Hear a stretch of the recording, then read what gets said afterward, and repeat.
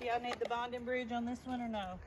Good morning, folks. Richard and I know we're over in lot 88 with Rodney's Electric. They're putting up the finishing touches on this pedestal and meter base, and we got their crew hard at work. I think it took them a total like 3 or 4 hours just to get to this phase, and they've been great to work with, good partners. I got Miss Kathy, doesn't want to be on video, but we'll kind of get her voice. Miss Kathy, what are some of our lot owners kind of need to keep in mind when we start developing their electric grid? Just getting on base in the beginning before finishing is done. We need to be in on rough end stage, open and closing the ditches before the final pads are in, meeting with the electrical engineer, and knowing what kind of load your RV is going to have and your need. Are you going to need water and power and gas, or what are you going to need pre-construction? Now, you mentioned with the load, we've had a lot of customers ask, should I get 200 amp, 400 amp? What could help that decision factor kind of to come into play, whether to get a 200 amp service or a 400 amp service?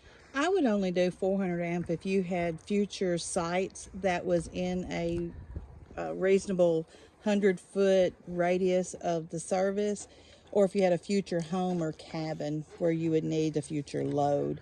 3 RVs, I probably would go with a 100 amp service, no more. One thing you can think of is future EV stations also. If you're wanting electric campers are coming in, RVs, electric cars, if you're wanting to charge those, that will have a big consideration on your 200 or 400 amp load. So you mentioned within 100 feet. Why is that important to kind of be within 100 feet? A lot of our customers here have a lot of acreage here in Linden, and they would like to, develop homes or little cabins down the road. So how does the distance really factor into play when we're talking about the size of the ampage of the service? You don't want to get low voltage to your home and cause issues with your appliances if you're too far away from your meter source. You'd have to upgrade your wire size from your meter to the location of the home if you start going over 100 feet, 200 feet. We have one customer, maybe 400 feet, wants to go away, so we've got a future plans for them on down the road of why we moved the pole down at a different location for the power company, so you can shoot over from there with a different line and a different service. Which is actually what we did at this lot. We actually moved our pole for the transformers further down, and then it'll allow for room for growth down to the bottom of the property. Now, you mentioned EV stations. EVs are very popular. Should the customers think of getting a bigger service if they have an EV, or perhaps be in the market for an EV in the future? Yes, if they're going to have multiple. Now, if you just have one campground with one EV station and one RV station, 200 amps is sufficient for that. Okay. All right. Well, we always appreciate the education and counsel. We always rely on our subs like Rodney's Electric to help guide us through the process. They're the experts in the field, and we work well together. They have all their equipment and entire full crew that they can service with ditching and putting up your meter bases and pedestals and stuff like that. Now, with your pedestal that you have here, I notice you have 50, 30, and 110 outlet. Why do you guys choose to do that? It gives the customer the option that if they have 2 RVs on the site at one time, if they have a guest that comes over, they can actually plug into the 30 amp or the 50 amp. Now, of course, you can't have 2 50 amps going at one time, but you are sized for 100 amps of power, so you've got out of that box, so you can run your 50 and your 30 amp, or you could have 2 30s. You'd have an adapter from your 50 amp to goes to 30 amp. You could run 2 30 amps at one time. Okay. Now, cost of materials, I think for all of our industries has been a big factor. can we talk about some of the materials that you used and why you used them and stuff like that? Some of the codes that I guess require you to use certain type of conduits and the different schedules? Yes, so anything that's going to be in the ground has got to be Schedule 40 unless it's going to be driven over, and then has to be Schedule 80 at that time. It's a little thicker wall and it holds more weight, so if you're driving over it, have a lot of traffic going over it, heavy equipment, and over roads and driveways, it is required by the state. Anything coming up out of the ground that's exposed to sunlight has to be Schedule 80 also. One reason on this particular service, which it's open, it's not all closed up yet, I have a meter-based disconnect combo, and it allows me to have 4 circuits coming out of this particular disconnect. It's just cleaner and it's less damage to get. To me, it's cleaner and has a lot less damage potential from if you hit it, if you knock it loose, there's not a lot of exposure that can happen. It's all sealed up well. I only use a good product. I don't use the cheapest of products out here, just because I want safety to be number one concern.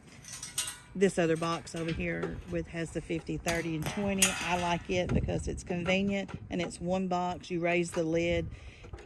It's open for your cords to hang down, so weather can't get to your corded outlet. I just really like that setup. Okay. Now this little kickstand over here is hanging off from this pole will come off when we backfill the ditch, when the power company gives me the okay to cover that. So talk to us a little bit about the process. We come to you and say, hey, look, our clients have this dream of X, Y, and Z. So what does that process look like, and how do you guys facilitate that with permits? And you mentioned the power company, how we have the trench still open. Can you talk a little bit about that?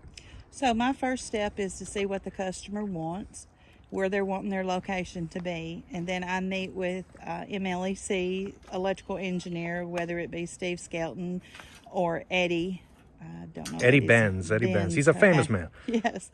So I meet with them and go over locations of how we want to bring the power in, overhead or underground, to the site.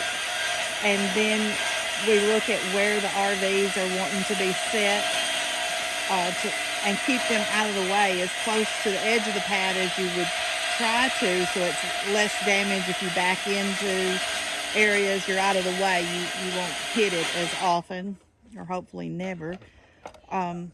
So once Eddie gives you the go-ahead, or Steve, of location, then we just come out, open up the ditches if ditches are available or needed, and then we have we just get at it. So once you guys open up basically at this process, we'll talk kind of about this lot. We just started this morning, and just for the folks that are just catching up with us, we literally just opened up this trench today. Okay. Yes. So earlier, I know you called in for an inspection. How many inspections do we have to do for something like this? On this ditch, I would have just MLEC do the ditch inspection. It's a 3-foot trench from post to post with a 1-inch fiber line that for future fiber when it's available here. That is a free cost that's through the power company. And then once they give me the okay to cover, I cover and drag that out level.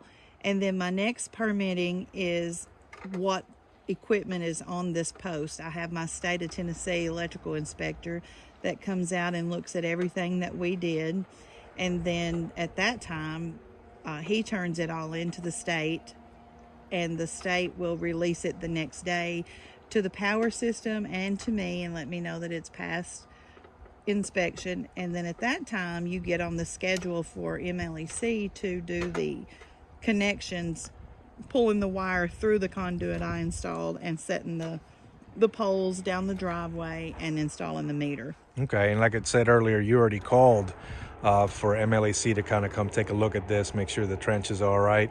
Mm-hmm. And then another thing also to remind our customers as we start looking at these projects is you're going to have 2 different costs.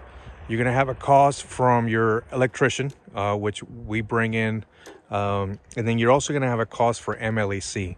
And with the ease of online payments, we provide a one-source solution where you pay us and we take care of all the subs, the electrical payments and everything.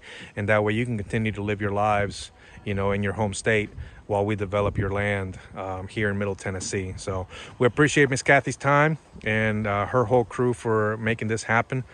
This will probably be this is the first of actually our educational videos that we're going to start doing to try to enlighten the customers and help them plan on everything that we have to do. So give us a call, Ridge 809-931-321-0560, and we can help you get set up. And if you need Rodney's Electric's phone number, we'll also post them on our Facebook page if you want to reach out directly to them.